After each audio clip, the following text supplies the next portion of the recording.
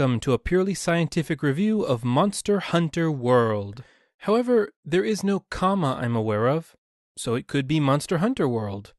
We may never know for certain. At this point, I have spent many hours in search of the monsters in the world of Monster Hunter World, and frankly, I am in love. This is actually my first Monster Hunter game since I tried out and immediately bounced off of the second game back in my youth. I had, in fact, missed the metaphorical boat on the series. But now, I feel as though I have come home. My initial thoughts on the game, its combat, art direction, pacing, structure, and progression systems are all very positive.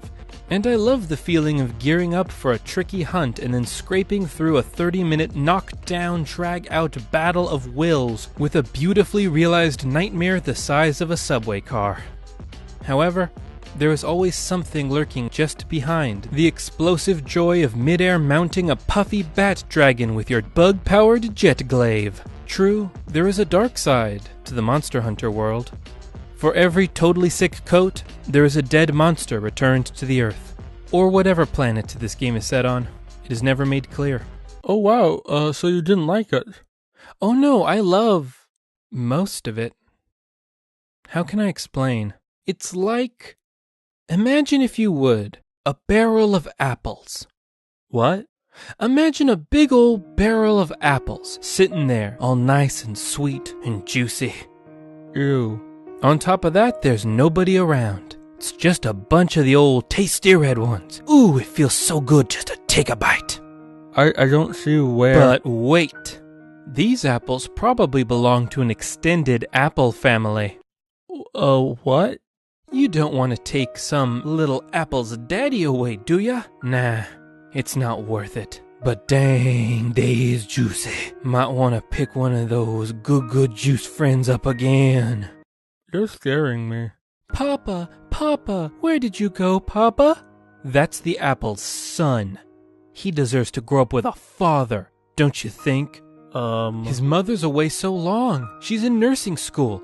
The apple is in nursing school? How else do you expect her to get a better life, Mr. Octopus?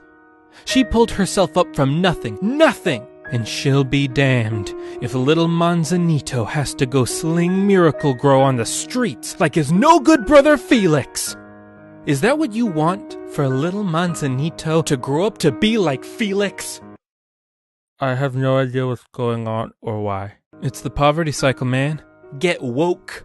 It'll drag you down faster than a pine cone in a beaver dam. Believe it. Ring, ring. Hello, it's me, Allcat. Oh, hey man, what's up? You gonna go see Black Panther? I think I'll wait till early April. Have the theater all to myself. I'm calling because Mr. Octopus has informed me you're having a mental breakdown of the apple variety. Oh, no. I was just explaining the poverty cycle, but with apples as stand-ins for marginalized communities. You know, to talk about Monster Hunter.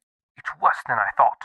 I'll be right there. Is it possible that you're shifting focus to this terrible apple analogy no one likes because you don't want to talk about the elephant in the room? Hey, we do not talk about fuffers.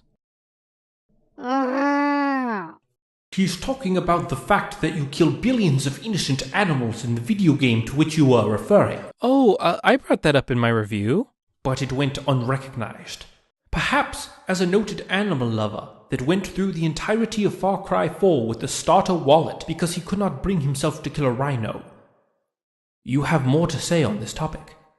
Oh, really? Well, what's so wrong with allegory? It's not allegory. It's your speech. First you're talking about apples, then you're talking about the poverty cycle, then you're talking about apples again and ethics. There's no underwriting theme or logic to the whole thing. Logic? This isn't about logic. This is about life. Life on the streets, where something isn't handed to you, where if you want something, you gotta reach out and you gotta take it. Yes, but that has nothing to do with Monster Hunter. Or apples, quite frankly. I'm worried you're having a stroke. Well, maybe you cold-hearted elites need to see the face of danger. Hang on a second. Scribble. Ha! Look at this. Look into his eyes and tell me that you want to talk about Monster Hunter. Oh, excuse me? What? Is that how you draw apples? Yeah, that's what an apple looks like. Why? I don't know how to tell you this. Gee, how to put it? That is the worst drawing of a rudimentary fruit that I or anyone with eyes has ever had the misfortune of seeing, and frankly it makes me queasy enough to vomit, right here, right now. Ouch. Did we really have to drive out to Pivon's house just to hear that? Both of us care far too much about your feelings to be able to tell you such a terrible, terrible truth. Mr. Octopus, you feel this way too? It's akin to looking at a malice nightmare. Sorry, friendo. Well, this can only mean one thing. It's time to finish the review because we can't take this premise any further. I gotta get hella good at drawing apples. It's an apple drawing. Drawing touch apples. Time to learn how to draw some sweet little juice friends.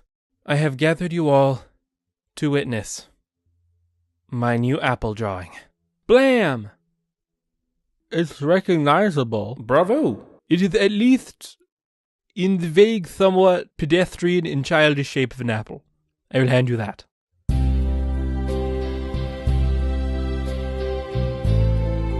Oh, for the love of God! Despite the many attempts to push the thought from my mind, I couldn't shake the feelings that we, the humans and little cat friends of the deceptively named Research Commission, are the real monsters.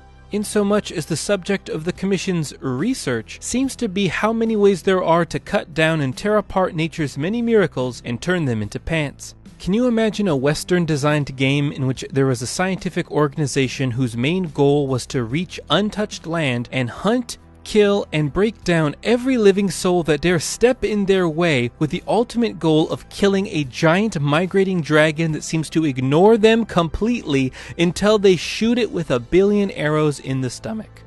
Not cool, game. What's worse, and perhaps the one horrifying detail which draws my eye away from the totally rad gameplay and systems more than any other, is the simple and subtle fact that 90% of the so-called monsters don't attack you at all until you stab them in the butt. Christ on a cracker, game! Could you not at least make it feel like I had no choice?